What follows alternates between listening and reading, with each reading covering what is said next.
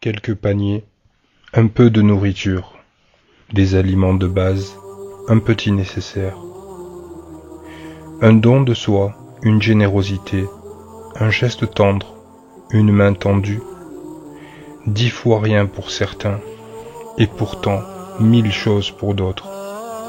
Souvent, le seul repas correct durant toute la période du mois de Ramadan. Mes chers frères et sœurs en Dieu, cette année vos dons ont permis encore la distribution de paniers qui se composent de toutes sortes d'aliments, de l'huile, du pain, du riz, du poulet, des boissons. Plusieurs familles nécessiteuses en ont bénéficié.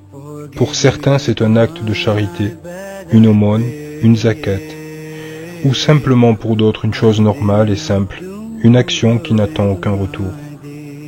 Une chose est sûre, c'est que vos dons sont directement acheminés jusque dans le cœur de ces gens qui reçoivent durant ce jour un réchauffement dans le cœur et qui rendent dignes vos actions pour leur avoir offert, au moins une fois durant cette période bénie, un repas correct qui n'est autre pour eux qu'un repas de fête.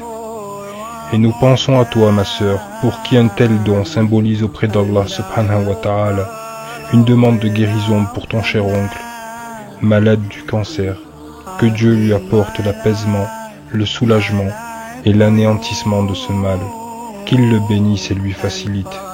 C'est un geste noble et exemplaire. L'association France Une Miséricorde pour tous élargit ses horizons. Grâce à vos crédits et votre confiance, des antennes se sont ouvertes à Lille et à Paris par la grâce de Dieu. Derrière cette vitrine, des gens travaillent et donnent de leur temps pour simplement satisfaire Allah subhanahu wa ta'ala et faire plaisir. Leur seul salaire est votre satisfaction, le devoir pour la foi et un sourire de ces pauvres gens. Il n'existe rien de plus beau, de plus fort et de plus pur que de voir ces gens sourire, car leur vie est sans joie et sans saveur. L'existence n'est pour eux qu'une vie sans fin, où l'histoire se répète indéfiniment, inlassablement. Une monotonie et une longue journée difficile, où un unique repas est l'agrément, la joie et le salaire de leur quotidien. Il n'y a ni table, ni horaire, ni couleur dans l'instant de leur joie. Et parfois, ils n'ont même pas cette joie.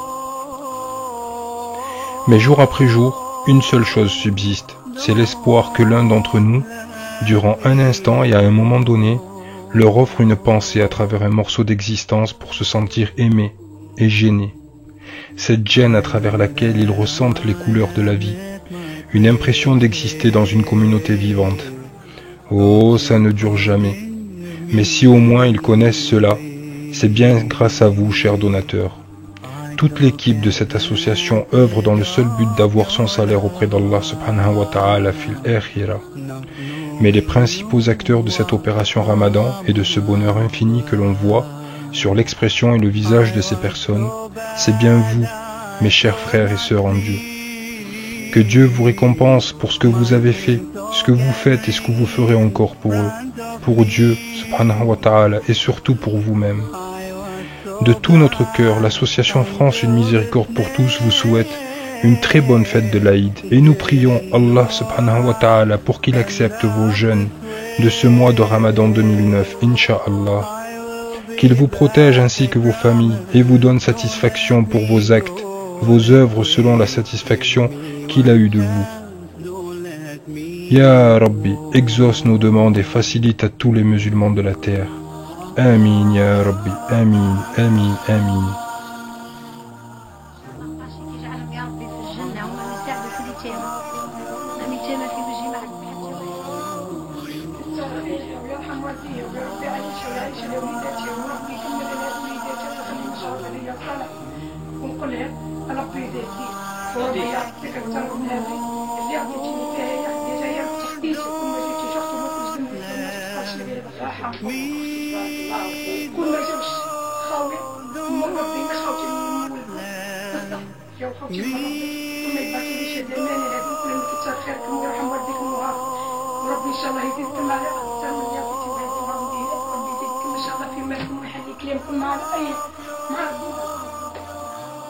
شهرين وانتم تبعتوا لي الدراهم راني نصرف فيهم عليها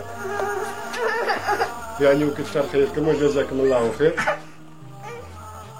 الله يعطيهم ما يغنيهم.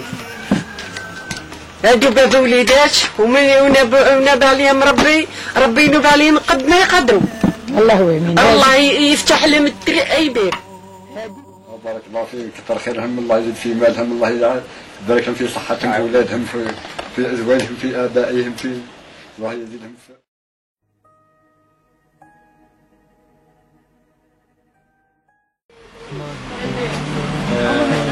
نشريو الزيت، نشريو الطماطم، نشريو السميد، نشريو اللبن، ناكلو بلاصيص.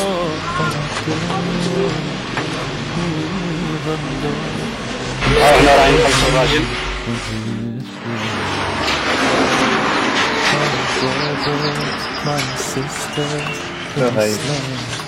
Let's gotta work and pray if we are to bring up the goal.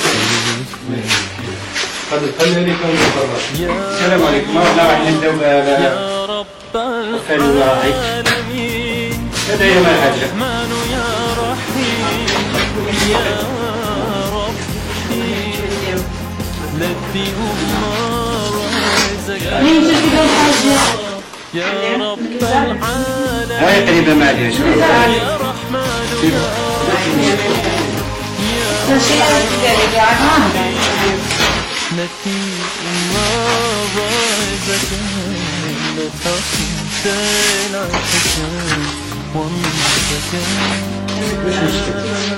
لا مكسر في بعدها ما في بعدها ما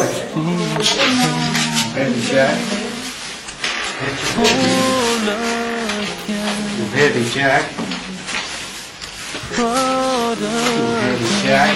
Because I swear with firm belief in our heart we can bring back the glory of our past. My Ummah, he will say Rasulullah, هذه الحاجة. straight from him. هذا هي الحاجة ذوك.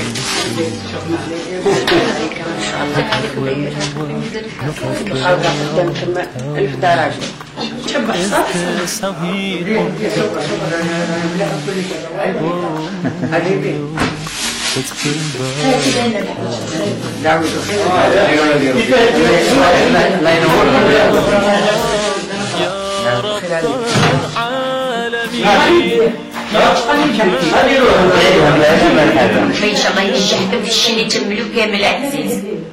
ربي يسمع. على كل شيء ان شاء الله اللي تقدموا ليه ان شاء الله يجي قدامكم.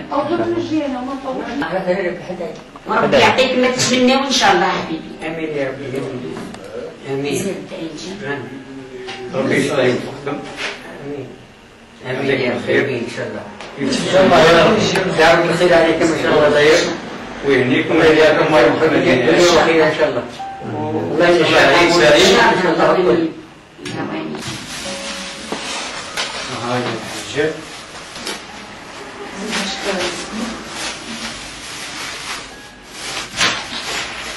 هكا.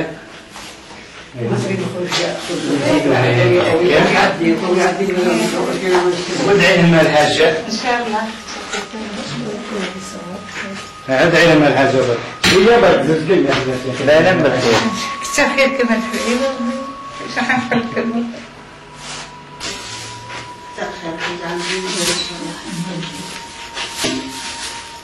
ايه صالح تصور هو الحاج هو مع الشباب هو يسمعش ونحن في عجبة هي لا ما يخرج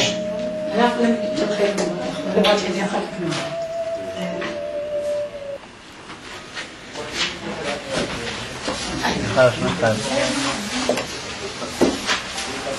ايش عنده خارجين اشكال سميت